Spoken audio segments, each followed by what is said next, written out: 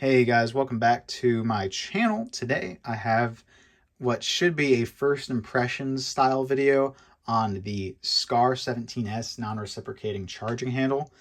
This rifle is very interesting, and I think it brings a lot to the table, especially over the original version of the rifle, which if you've ever seen any review of the SCAR 17S, the number one thing, or most of the time, the only thing that people really complain about is going to be the the reciprocating charging handle. Almost everyone universally agrees that that was the most annoying thing about the SCAR, and they fixed it. So the price did go up on these. These can typically range anywhere from like 3,300 up to like 3,600 or so. You have to factor in tax, you have to factor in all that. So this gun is eventually probably, after everything is said and done, going to run you closer to probably $3,700 to $4,000. That is very expensive, and a lot of people would say you can get much better for the price. Some people would say that you can get something that is maybe not as better, but very good for cheaper.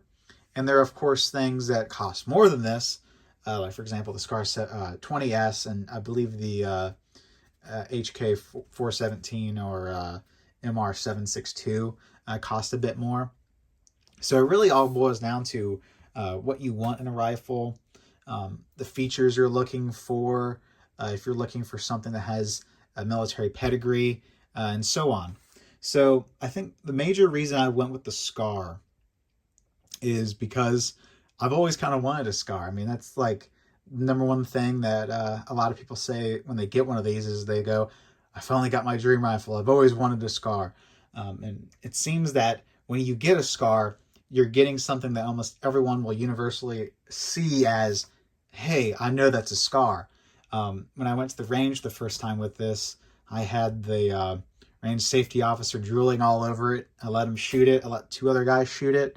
I had the guy next to me looking it up, and just a lot of people eyeballing it, talking about it.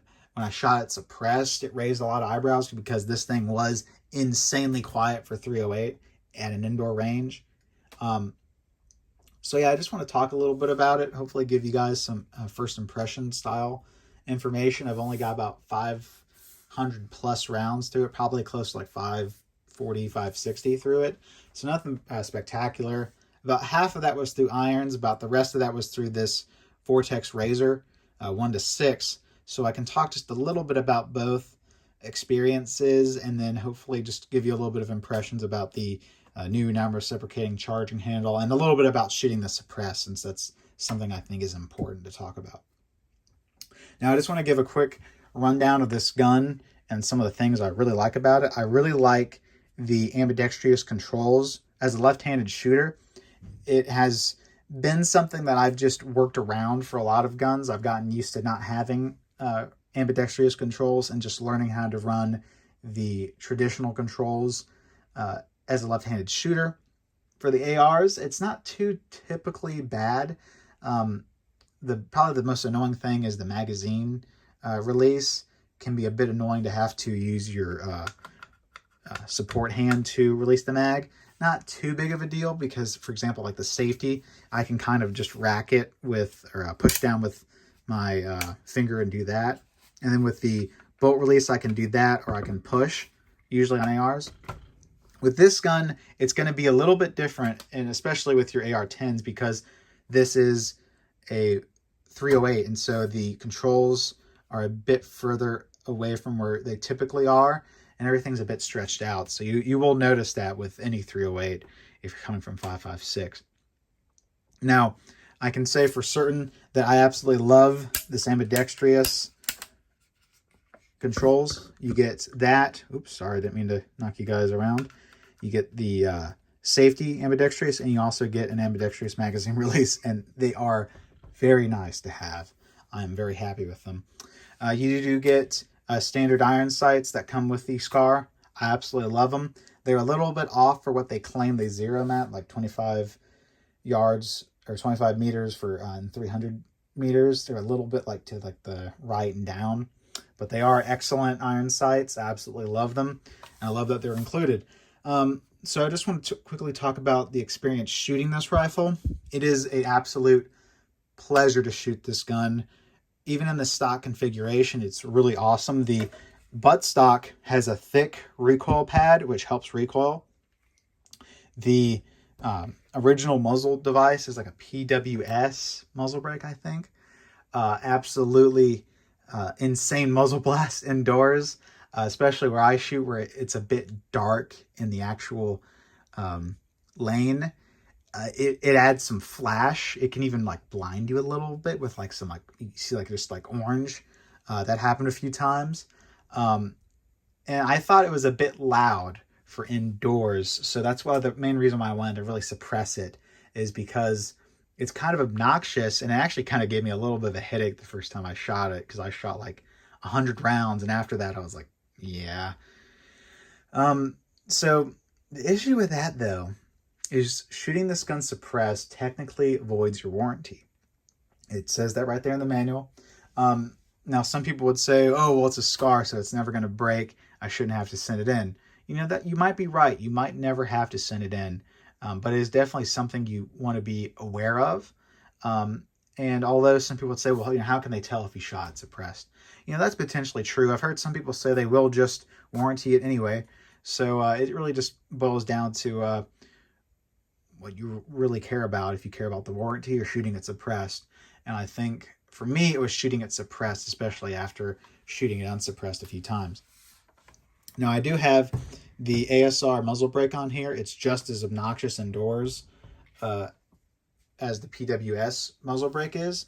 But with the suppressor, this gun is so much quieter.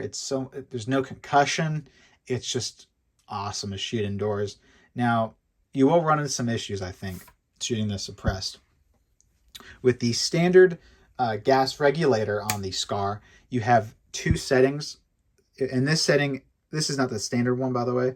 So in this setting, it would be normal, and then you'd push it down one detent, but this is 2, so you'd be in suppressed if you're in this setting on the standard one. Now, I will show this in the full review, but this is the Mototech 3 Select gas regulator, and if I were to compare the size of the hole for the suppressed setting on this compared to the standard one, you would see a very big difference in that this is significantly smaller than the suppressed hole on the standard one. Now, on the standard one, it was definitely okay to shoot it this way.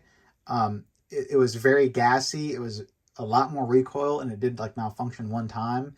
I wouldn't shoot it much in that situation because it seems like it could potentially, you know, cause a bit premature wear or something if you shot it a lot. Now, with this setting, it still is a bit gassy, and there's definitely more recoil. This gun without the suppressor is just, it's almost like shooting 5.56, but just a bit more. And if you shot any full power rifle all day and, you know, a ton of rounds, your shoulder might hurt at the end of it. This gun, unsuppressed, no issues whatsoever, no shoulder hurt.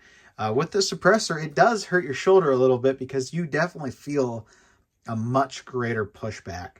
And so I'm going to try to get the Scarburator Gen 3, which is like a 10 position or 9 position selector that Mototech makes, and I will try to see if that can potentially do better. I'll have a comparison video between that and the 3 position selector at some point. But ultimately, I gotta say, I think the thing you have to be very careful with the SCAR is the weight. Now, with just this optic and the ScalarWorks mount, and by the way, I have to just praise ScalarWorks real quick.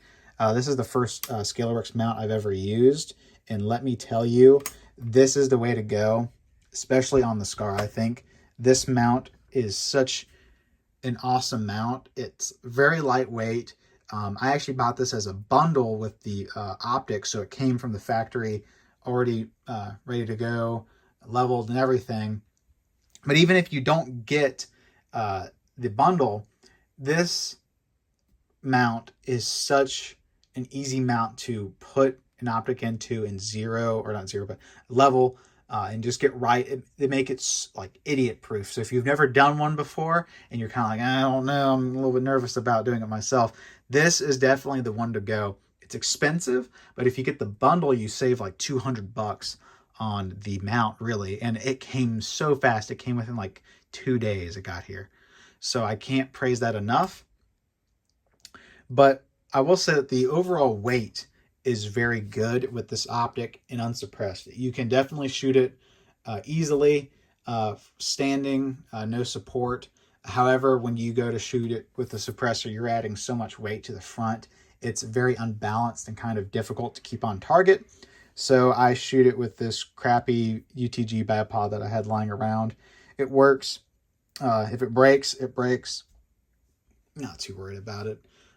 It's just there to have a bipod ready, so I don't have to carry around a sandbag to shoot this off of.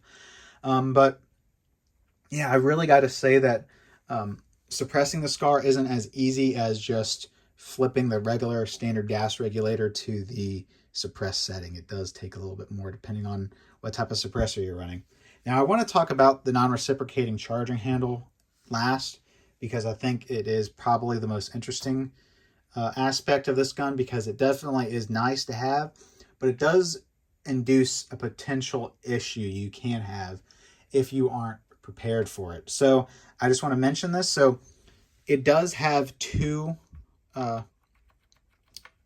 charging handles. It has this bent down or turned down version, which you can actually flip this up, or you can flip it to the other side. It comes standard on the other side. And I really like this because it allows you to kind of keep your finger out of the way of, you have an optic right there. That's very nice. The other one is very stubby, and some people have actually said that you can run this with just one charging handle, and I believe so, you probably could. And some people have said they've actually just run it with the stubby one only, and you can kind of run it on either side, like the standard version, but it's just non-reciprocating. So there is an issue that can potentially happen if you're not ready for it, where if the gun is locked back, you'll notice that the charging handle is also locked back. That is because, I'll just give a quick rundown on how this works. So it's like a shuttle system in there, and it hooks onto a pin at the front, or like a hook at the front. And then when you pull it back, it unlocks and then hooks onto another hook on the bolt carrier. So essentially you're unhooking it, and then you're hooking it onto the bolt carrier, so it's in control of that. So when it's forward, it's hooked onto the front here, and it doesn't move back with the bolt carrier. Now, if I just pull the bolt back like this and lock it open, you'll notice that the bolt is locked open and it's all back here. And you could easily do this and you're ready to go, to fire. The issue with this, though, is the way it works is if you have a magazine and you're shooting, goes empty, this will stay forward. However, the bolt will be back. So when you go to reload, when you go to drop your bolt, I strongly recommend only using the bolt release, because potentially what can happen is as you're going to go unlock this, so it can be kind of snappy because you have to have enough force to unlock it. So when you start to apply the force, what's very easy to happen is as you pull, you unlock, and it snaps back into your bolt carrier and locks onto that. And what it'll do is, if you're not careful, it'll snap the bolt forward, and you might hit your finger on, for example, this pick rail right here. And I actually busted my my knuckle a little bit one time. So it's just a little bit finicky with that. I just strongly recommend when you're charging the weapon after going dry, just using the bolt release, and you save that potential issue. Something else I just want to mention real quick is I thought this was kind of weird, because if you watch Military Arms Channel video on this, he shows something strange, or something he noticed that they probably are doing. So if you look, you can't really see well, but if you watch Military Arms Channel video, he does a comparison between an FN original and one of these. And what he shows is how on the back end of the receiver here on his, it has a, it doesn't have a relief cut right on this left, or this upper top side. And what he was saying is he thinks that that is a way to prevent a full auto lower and full auto bolt carrier being put into the weapon, because it prevents the full auto trip from activating or even going in. And what I noticed is that on mine, I don't have that. It's the same size on both sides, or at least it appears to be. And so I wonder if that's something that they've switched already. He had the FTE version, so maybe it was just the FTE versions. I have no idea. So yeah, I thought that was very interesting and something to look out for, just to notice. I think it's very interesting why they changed that. But yeah, that's really all I can really talk about. I'll put this back later. But yeah, I mean, I'll have a full video out eventually. Hopefully it will be a little bit shorter because of the fact that I'm making this first impressions video just to talk a bit about it. But yeah, I have a few things in the works, a few things on the way that I'm going to be making videos on. So stay tuned for that. Stay tuned for the full review of this. And I'll see you guys in the next video. If you have any comments, questions, concerns, issues, please feel free to comment. I replied to pretty much every single comment. If you like the video, please like, share it, subscribe if you want to keep in touch, and I'll see you guys in the next video. Peace.